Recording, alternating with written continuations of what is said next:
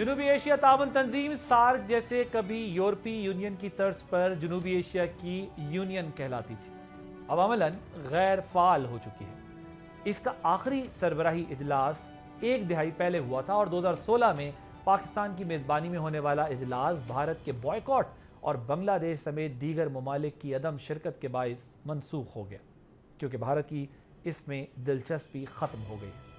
Bharat multi literalism کے فروغ کے بجائے بائی لیٹرلزم کا حامی ہے، جس کی وجہ سے پاک بھارت تعلقات کی کشیدگی اس تنظیم کے راستے میں بڑی رکاوٹ بنی ہے۔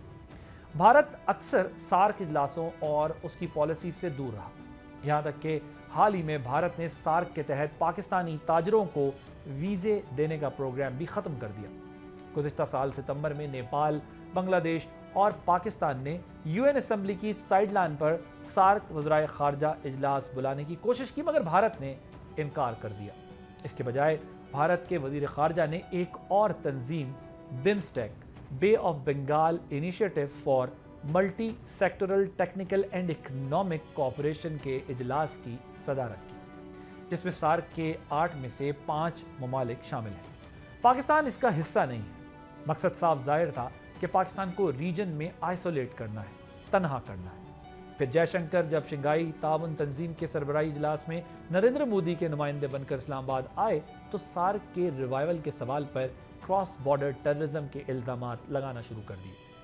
اس بیک ڈراپ میں پاکستان اور چین گزشتہ کئی ماہ سے ایک نیا ریجنل فورم بنانے کے لیے بات چیت کر رہے تھے، جس کا مقصد سارک کی جگہ لینا تاکہ ریجنل کنیکٹیویٹی اور انٹیگریشن کو فروغ مل سکے۔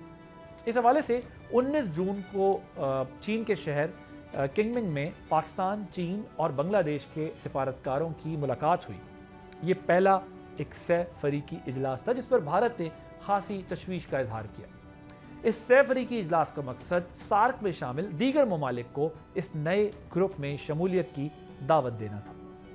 بھارت کو بھی اس فورم میں شمولیت کی دعوت دی جائے گی، یہ فیصلہ ہوا ہے، لیکن اس کے حالیہ موقف کو سامنے رکھتے ہوئے مثبت جواب کی توقع کچھ کم ہی کی جا رہی ہے۔ تاہم سری لنکا، افغانستان اور مالدیو کے جو اس فورم میں شمولیت کے امکانات بہت زیادہ واضح ہوتے جا رہے ہیں۔